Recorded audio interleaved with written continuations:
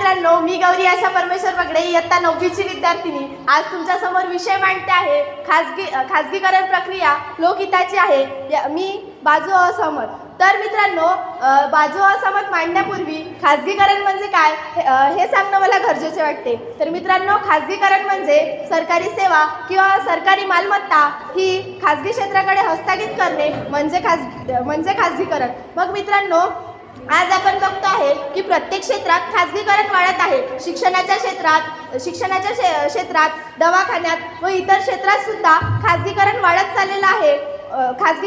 चाललेलं आहे। मग प्रश्न असा पडतो की खाजगीकरण हे लोकहितासाठी आहे की नाही? तर मला असं वाटते की हे खाजगीकरण लोकहितासाठी नाही। कारण आज आपण बघतोय की ज्याप्रमाणे सरकारी बसेस आणि खाजगी बसेस असतात, त्यामध्ये खाजगी बसेस जर आपण बघितल्या तर त्यामध्ये सर्व सोयीसुविधा आपल्याला उपलब्ध आहे, पण त्या सोयीसुविधामध्ये आपल्याला इतकी रक्कम द्यावी लागते की सर्वसामान्य लोक हे त्या बसमध्ये जाण्यास सक्षम नसतात। पण त्याचऐवजी सरकारी बसेस आपल्याला जायचं त्या ठिकाणावर 50% आरक्षण देऊन आपल्याला त्या ठिकाणापर्यंत पोहोचवतात। मानलं की त्या बसेसची परिस्थिती बिकट असते, परंतु ते आपल्याला आपल्या ठिकाणापर्यंत नेऊन पोहोचवतात आणि खाजगी बसेस आपल्याला त्याच ठिकाणापर्यंत नेऊन पोहोचवतात, पण त्यापेक्षा दुप्पट रक्कम आपल्याकडून घेतली जाते। म्हणून मला असं वाटते की सरकारी बसेस त्या आपल्या हितासाठी आहे आणि खाजगी बसेस या नाही।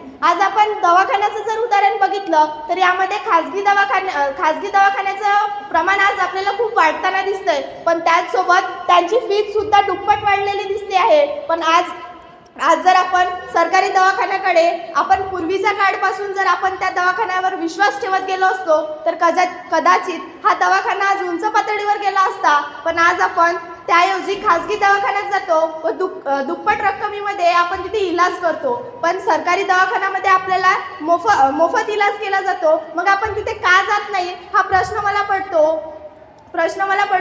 आज माझा मित्र आला इथे आणि म्हणाला की सरकारी दवाखान्यामध्ये आपल्याला त्या सोयीसुविधा मिळत नाही, पण मला असं वाटते की आपण जर त्या दवाखान्यात सतत गेलो तर तेही सुद्धा त्या दवाखान्याची प्रगती करेल व त्या दवाखान्याला उंच पातळीवर नेईल। तो म्हणाला की आम्ही पहिले सरकारी दवाखान्यात गेलो आणि त्यानंतर खाजगी दवाखान्याकडे। तर मी त्याला म्हणू इच्छिते की आपला सरकारी दवाखान्यावर विश्वास होता म्हणून आपण सर्वप्रथम त्या दवाखान्यात गेलो आणि त्यानंतर खाजगी क्षेत्राकडे गेलो।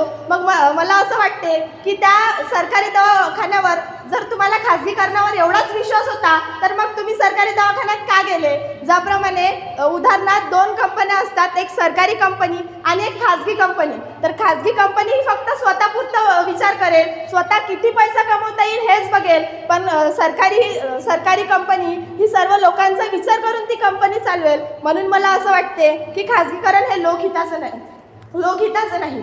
आज माझी मैत्रीण म्हणाली की IAS IPS हे सर्व प्रायव्हेट शाळेतले लोक सुद्धा बनतात, पण मी म्हणू इच्छिते तिला की सरकारी शाळेतले सुद्धा बनतात। आज जे काही टीचर्स लोक आहेत ते फक्त आणि फक्त सरकारी शाळेतूनच शिकून आलेले आहेत आणि ते आपल्याला आजही शिकवतच आहेत, पण तिथूनही ते घडलेलेच आहेत। पूर्वीच्या काळी सुद्धा सरकारी शाळेतून शिकून आल्यांनी इतिहास घडविला आणि त्यांनी त्या शाळेत बरोबर शिक्षण घेतलं म्हणूनच इतिहास घडविला। पण आज आपण बघतोय की खाजगी शाळेतून कोण इतिहास घडवते